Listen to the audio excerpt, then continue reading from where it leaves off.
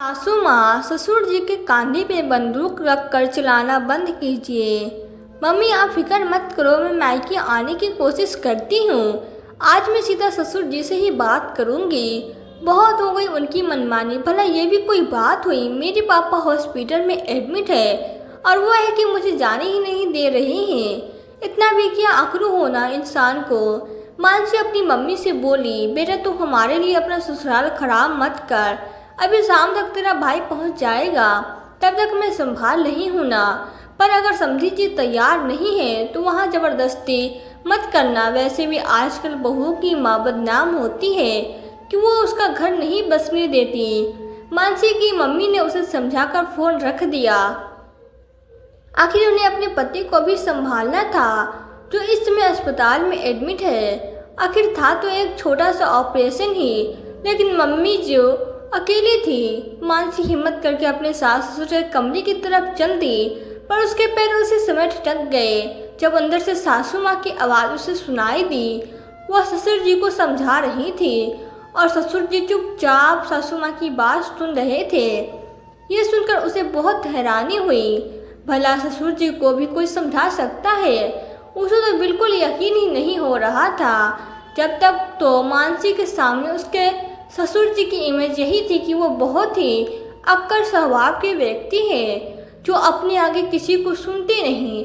अगर किसी चीज़ को न कह दे तो हाँ करवाना बहुत मुश्किल ही नहीं बल्कि नामुमकिन है। इस घर में ससुर जी का ही सिक्का बोलता है, पर आज पता चला कि सिक्का ससुर जी का नहीं, सासू माँ का चलता है।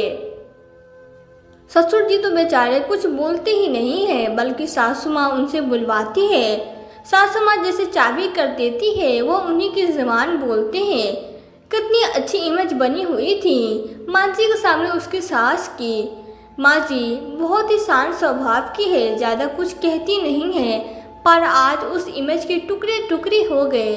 भला कोई इंसान ऐसे दो चेहरों के साथ कैसे जी सकता है?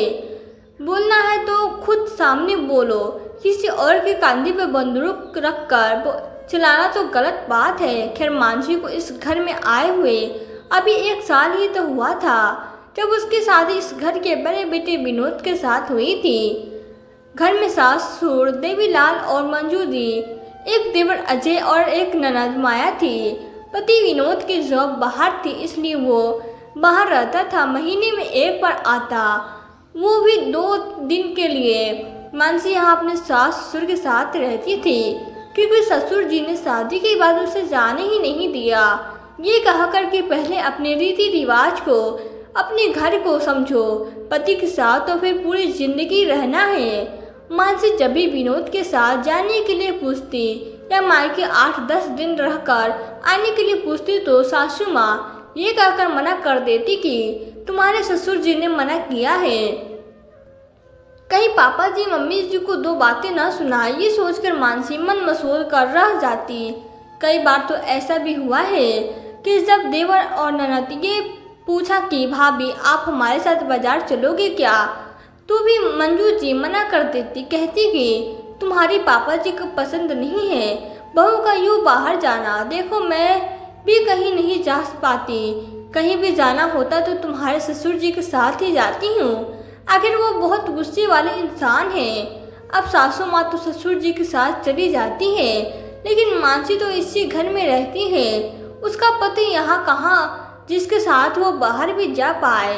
महीने में 2 दिन के लिए आता है, उसमें भी कभी पापा जी को लेकर तो कभी मम्मी जी को लेकर जा रहा होता है।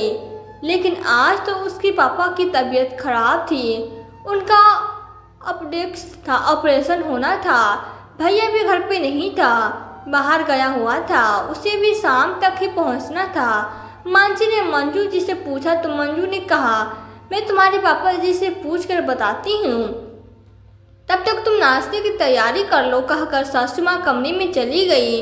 नाश्ता बनते बनते सासू माँ कमरे से बाहर निकल कर आई। तब मानसी ने बड़ी उत्सुकता के साथ पूछा, मम्मी जी पापा जी ने क्या कहा, क्या मैं चली जाऊँ? मंजू ने उदास होते हुए कहा, तुम्हारे पापा जी ने मना कर दिया, कह रहे थे अपेंडिक्स का ही तो ऑपरेशन है, तुम जाकर क्या करोगी और डॉक्टर सब कुछ संभाल ही लेते हैं। आजकल हॉस्पिटल में। मैंने तो बहुत मानने की कोशिश की पर वो मानी ही नहीं, बल्कि उल्टा मुझ पर गुस्सा हो गए। आखिर मानसी मन मचोकर रह गई। लेकिन जब मम्मी का दोबारा फ़ोन आया तब मानसी ससुर जी से ही सीधा बात करने के लिए उठकर उनके कमरे की तरफ जाकर रही थी कि तभी कमरे में हो रही बातचीत सुनकर उसके पैर ठिठक गए। ससुर जी सासू माँ से कह रहे थे, अरे वो जाना चाहती है तो जाने दो ना, उनकी मम्मी अकेली है। कम से कम मानसी के वहाँ होने से उन्हें थोड़ी हिम्मत तो मिलेगी। और फिर जवान खून है, किसी चीज़ की ज़रूरत भी पड़े तो भाग भाग कर संभाल भी लेगी। समतन जी कहाँ भागती फिरेगी। अरे ऐसे कैसे भेज दूँ, घर का काम कौन करेगा। मुझसे तो नहीं होगा अब घर का काम। और फिर डॉक्टर है ना संभालने के लिए, वो कौन सा वहाँ जाकर डॉक्टर गिरी करेगी। आजकल तो सब कुछ हॉस्पिटल में ही मिल जाता है, पैसा फेंको और तमाशा देखो वाली बात है। अरे तो आज के लिए तुम संभाल लेना, नहीं तो माया भी तो है घर में, दोनों माँ बेटी मिलकर कर लेना घर का काम। बहू के आने से पहले भी तो घर का काम होता था। अच्छा बहू का क्या मंदिर में बैठाकर पूजने के लिए लाए हो, उसकी होते हम दोनों क्यों काम करेंगे।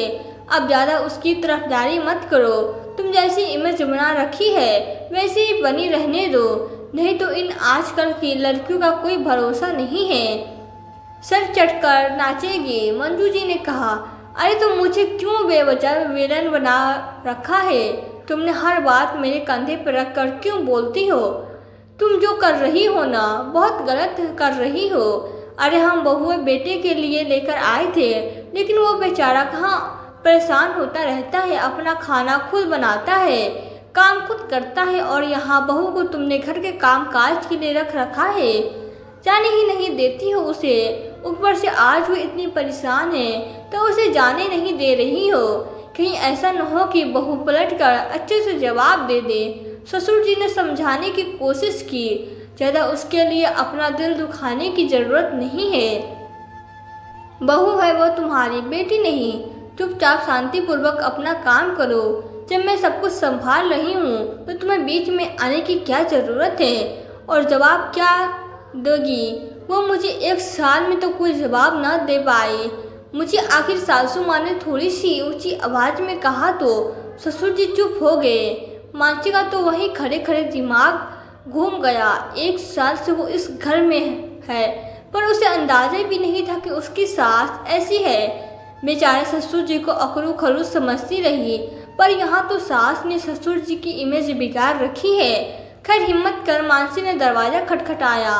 मानसी को यूँ अचानक दरवाजे पे देखकर एक बार तो सासू माँ की भी जबान हड़प में अटक गई, पर फिर हिम्मत कर बोली, क्या हुआ बहू, कुछ चाहिए था।